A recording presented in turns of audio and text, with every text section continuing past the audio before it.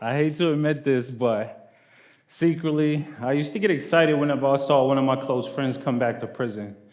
I was serving a life sentence back then, so whenever my friends from the city came back, I kind of valued their company because it was a nice escape from my life inside. But even though I was covertly happy, I still would wonder why they came back. And the first question I would always ask them when I seen them is, yo, bro, what happened? And I've heard stories of people not being able to find employment, stories of people trying to find housing and being discriminated against because of their criminal record, and reentry nightmares of people who had high hopes of success that were just humbled by reality. And the lack of opportunity was an echoed sentiment. I remember how I felt when I first got out after 19 years and I finally applied for my first job myself. And I went in for an interview and I thought it went well. And they said as soon as they made a decision, they'll get back to me. And so I waited and waited and, and waited. And that's when I finally realized, like, this is exactly what it feels like to be ghosted.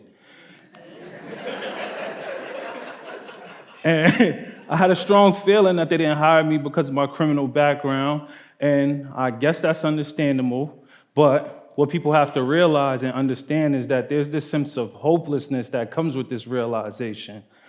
The anxiety from the pressure of our loved ones, expectations, coupled with the internal discourse of failure, is the most overwhelming feeling. And then there's this annoying statistic that says 70% of people that leave prison will return within the first 3 years of their release. While some people are able to persevere through this frustration, many more, unfortunately, become a part of that 70%. And as a society, I assume that we want this statistic to be better. But a second chance only begets success if it's in tandem with the meaningful opportunity. I came face to face with my first real opportunity when this lady with the frayed hair and flared pants came into the institution that I was at and said that she was a professor from Tufts University. And her name was Hillary Bender.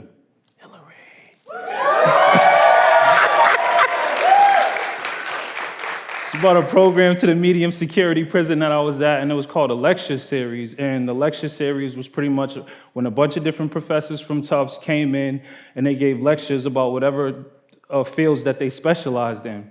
And I thought it would be an interesting pastime, so I signed up for it. And I guess Hillary appreciated the way I engaged with the professors. So during the series, she pulled me to the side one day, and then she told me about a degree program that they would be bringing to MCI Concord. And then at that time, MCI Concord was pretty much the dumping grounds for people who enjoyed nefarious activities.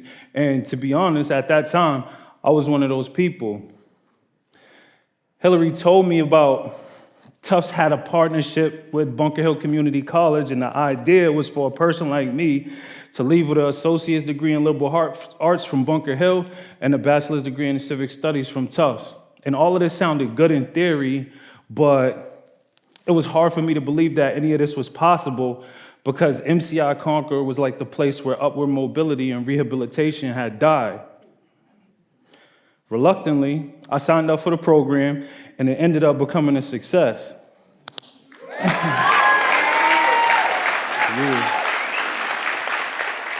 But none of us in this cohort wanted to get too excited because we all knew that good things in this institution almost never lasted. And pessimistic thinking in history had taught me that good gestures like this usually came with a string attached, or smallpox. And the only thing that I knew for sure was that this was one of those once-in-a-lifetime chances that I had to seize, and so I did. And I stumbled my way through the first couple of semesters of higher education in prison. And 3 years later, I left with an associate's degree in liberal arts from Bunker Hill and almost enough credits for a civic studies degree, bachelor's degree from Tufts. Yeah. But freedom came with a lot of anxiety, but I didn't let the frustration of trying to find a job get the best of me. Eventually, I met this lady named Wendy who said she had a friend that was a manager at a restaurant down the road, and so she put in a good word for me. And then I walked into that restaurant the next day in hopes of landing a job. And I immediately told Wendy's friend Tara that I had no experience with waiting tables. And she ignored the statement as if it didn't matter. And she continued to show me around the restaurant. And then at the end, she gave me some paperwork to fill out and asked me if I could start tomorrow. And I started my new job as a waiter the next day. And I was obviously super grateful for the opportunity, but it bothered me that no one at the restaurant knew the real me. And I felt like I couldn't divulge who the real me was because I knew people would look at me differently. Wendy's friend Tara was the only one that I was really afraid to tell about my background because I knew she had an oldest daughter that had been murdered a decade ago. So I was almost positive that if she ever found out about my criminal past, that I would immediately be out of a job. But one day, when I felt brave enough, I finally pulled her to the side and showed her a news article that explained my situation. And to my surprise, she replied, "Kenny, I already noticed." A sense of relief washed over me as she explained to me how she had read about what I was incarcerated for. And of course, she was triggered by it because she had lost a daughter from the same act of violence. But even though she was still working through her own unhealed scars, she still chose to see the man that I had become. Yeah. And I was grateful for this. It shook me to my core to know that this woman who had been affected by the same type of trauma and harm that I had caused took a chance on me. And when I was walking around the restaurant, anxiety-ridden about her finding out about my past, she actually had already knew it. And not only did she know it, she kept my secret and poured into me with the same exact love that she displayed with everybody else at the restaurant. And just when things seemed to be coming together for me, other parts of my life seemed to be falling apart. I found myself in the middle of a breakup and immediately had to start looking for a new place to stay. I aggressively tapped into every resource that I had, and soon enough, one of my friends mentioned a landlord that was offering a housing opportunity to a formerly incarcerated person. And I emailed this individual from the ad, and they responded the following day, inviting me to view the apartment on Saturday. And of course, Saturday couldn't come quick enough for me.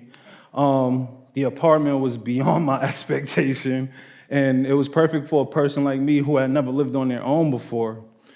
When we sat down and discussed the lease, he offered me rent for 25% of my income. And I was confused at why he would do such a thing, but then I found out that he was a social justice advocate who understood that formerly incarcerated people struggle with finding housing upon release. It's a common practice for landlords in Massachusetts to deny housing to someone based on their criminal record, but he chose a different path. And his willingness to be accepting of my truth and still offer me a housing opportunity left me both surprised and grateful. And a few weeks later, I had the keys to that apartment. Yeah. The main thing that I noticed and recognized is that I was fortunate.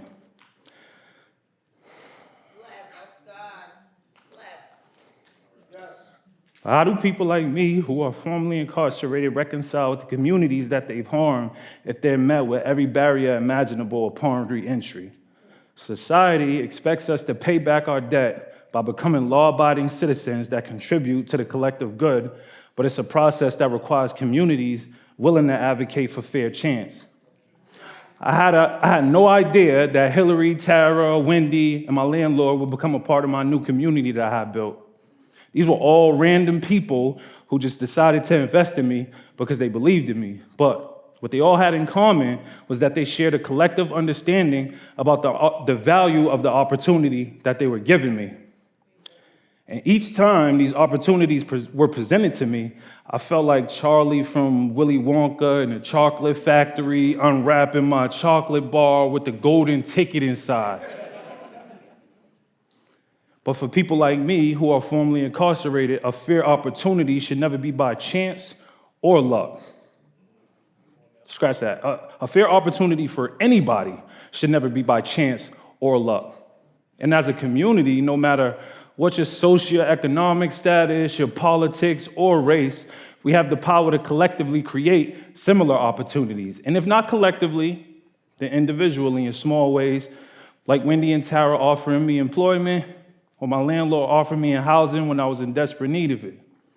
Those are the moments that determine the trajectory of the earliest recidivism statistic that I mentioned.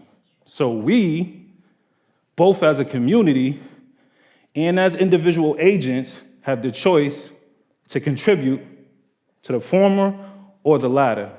Thank you.